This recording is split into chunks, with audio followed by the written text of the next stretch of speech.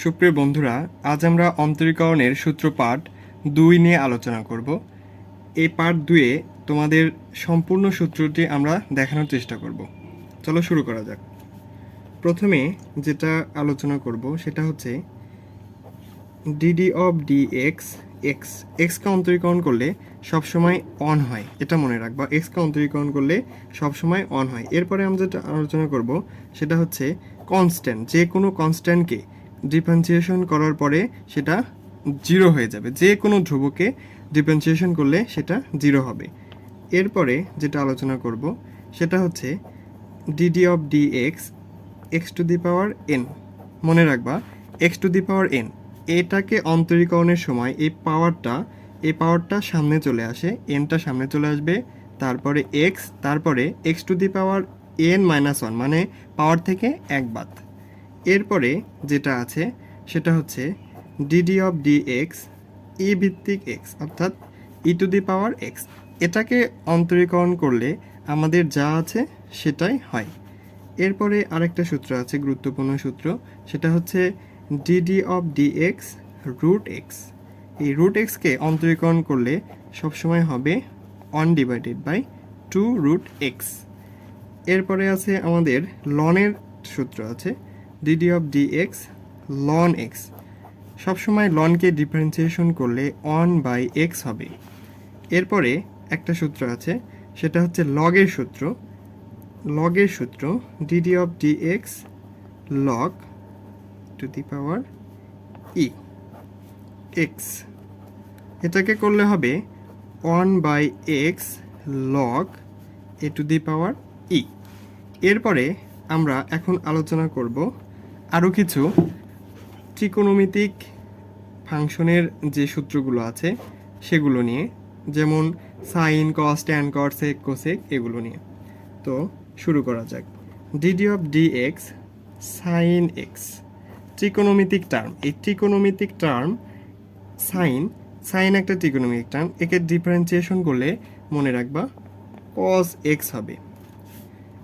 একইভাবে মনে রাখার জন্য সাইনের পরে আমরা কস লিখতে পারি, কস এক্সকে ডিফারেন্সিয়েশন করলে মাইনাস সাইন এক্স হয়। অনেক সময় স্টুডেন্টরা এই জিনিসটাই ভুল করে থাকে, এই মাইনাসটা দিতে ভুল করে। তোমরা কখনোই এই জিনিসটা ভুল করবে না, তোমরা এটা খেয়াল রাখবে। এরপরে যেটা আছে সেটা হচ্ছে ট্যানের একটা সূত্র আছে, সেটা হচ্ছে ট্যান এক্সকে ডিফারেন্সিয়েশন করলে হয় সেক স্কোয়ার এক্স। একইভাবে ট্যানের বিপরীত কট, আমরা একটা কটকে মনে রাখবো এভাবে, কটকে ডিফারেন্সিয়েশন করলে সব সময় হবে মাইনাস কোসেক স্কোয়ার এক্স। তারপরে বন্ধুরা আরও কিছু সূত্র আছে, যেমন cosec x, COS, cosec x. এই কোসেক এক্সকে ডিফারেন্সিয়েশন করলে হবে minus cosec x into cot x, এটা।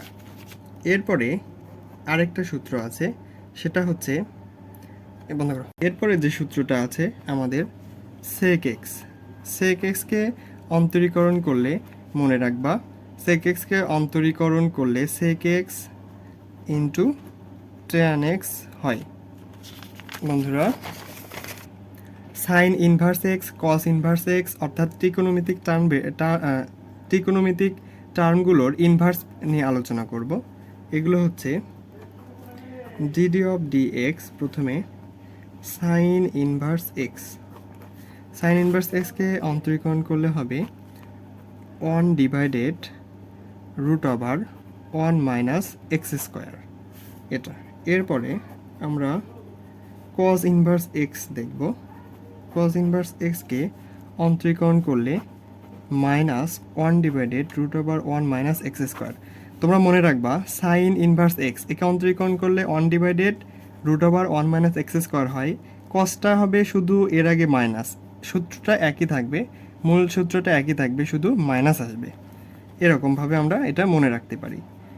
এরপরে যেটা আমরা দেখব সেটা হচ্ছে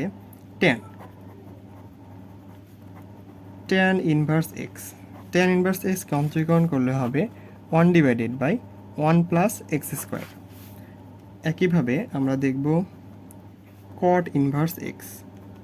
cot ইনভার্স এক্সকে অন্তরীকরণ করলে -1/1 প্লাস এক্স স্কোয়ার। এটা আর এটা কিন্তু একই, শুধু কটের ট্যানের বিপরীত কট, এর আগে শুধু মাইনাস হবে, এটাই শুধু পার্থক্য, আর কোনো কিছু পার্থক্য নেই। এরপরে আমরা দেখব D D of D X sec inverse X.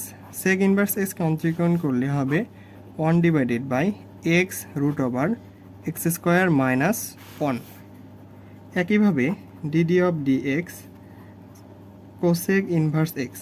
এই কোসেক ইনভার্স এক্স এবং সেক ইনভার্স এক্স এর সূত্রটা একই, শুধু কোসেক ইনভার্সের পরে একটা মাইনাস হবে 1/, এই কোসেক ইনভার্স এক্স এই সূত্রটার আগে শুধু একটা মাইনাস হবে, আর বাদ বাকি সব একই টার্ম, একই থাকবে।